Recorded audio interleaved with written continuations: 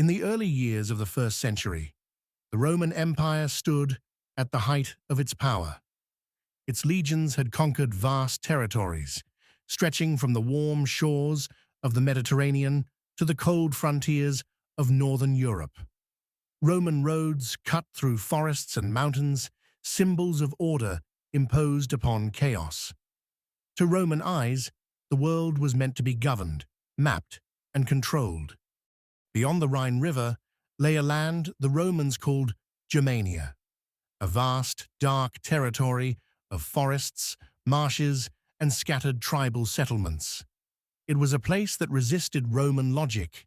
No cities, no stone roads, no central authority, just dense woods, unpredictable weather, and fiercely independent peoples. In the year 9 AD, Rome believed it was close to bringing this land under control. That belief would prove disastrously wrong. At the center of this unfolding tragedy stood Publius Quinctilius Varus, a Roman senator and governor appointed to administer Germania. Varus was not a battlefield innovator. He was an administrator, a man accustomed to law, taxation, and order. He believed the region was already pacified. Roman authority, he assumed, had been accepted. Under his command were 3 full Roman legions, the 17th, 18th, and 19th, along with auxiliary troops and non-combatants. Nearly 20,000 souls moved with the column. Soldiers, servants, merchants, and animals formed a long, slow procession through unfamiliar land. Guiding them was a trusted ally, Arminius, a chieftain of the Cherusci tribe. Educated in Rome, trained in Roman military tactics, and granted Roman citizenship, Arminius appeared loyal. He spoke Latin fluently. He dressed as a Roman officer. To Varus, he was the embodiment of Roman success, proof that Germania could be civilized. But beneath the polished armor and respectful demeanor, Arminius harbored a different vision. As summer faded into early autumn, ominous signs gathered. The sky darkened more often. Cold rain soaked the earth. The forest thickened. The paths narrowed, and visibility dropped. Tall trees crowded close, their canopies blocking the light. The road, if it could be called that, became a muddy trail. Arminius warned Varus of a rebellion deeper in the territory and urged him to change course. The governor agreed. It seemed a minor adjustment. A short march through woodland before returning to established routes. The Roman column entered the forest. This region, later known as the Teutoburg Forest, was a nightmare for disciplined armies. Marshy grounds swallowed boots and wagon wheels. Rain loosened shields and bows. Armor became heavy and uncomfortable. The legionaries, trained for open-field combat, were stretched thin along winding paths, unable to form proper battle lines. Then, without warning, the forest came alive.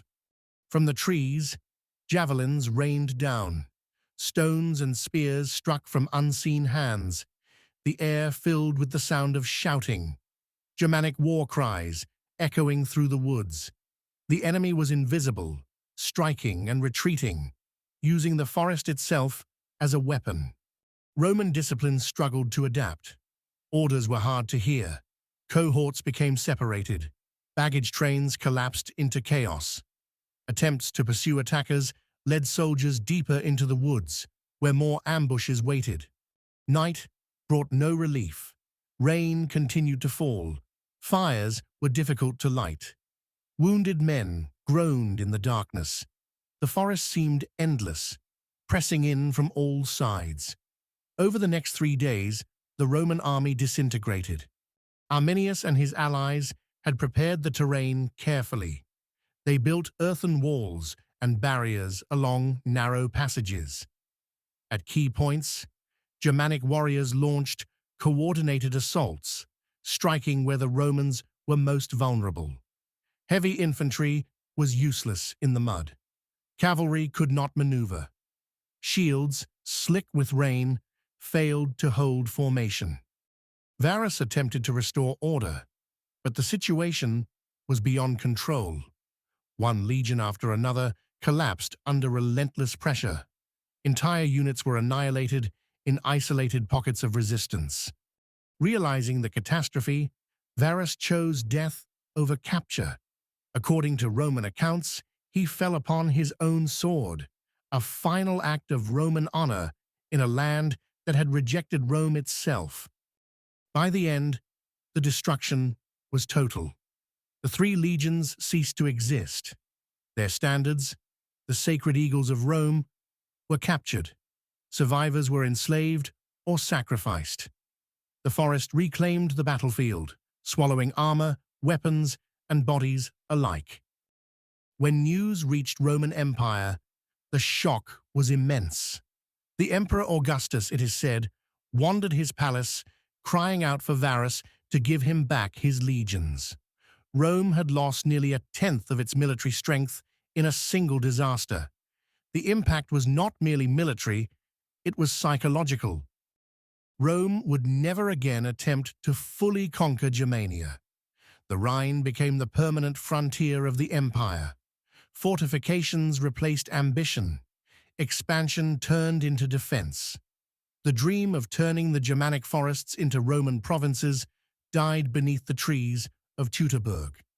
Arminius became a symbol of resistance, a man who used Roman training to defeat Rome itself. Yet his victory did not bring unity to the Germanic tribes. In time, internal rivalries would claim his life. But his legacy endured. Centuries later, historians would look back on this battle as a turning point, not just a defeat, but a moment when the limits of imperial power were exposed.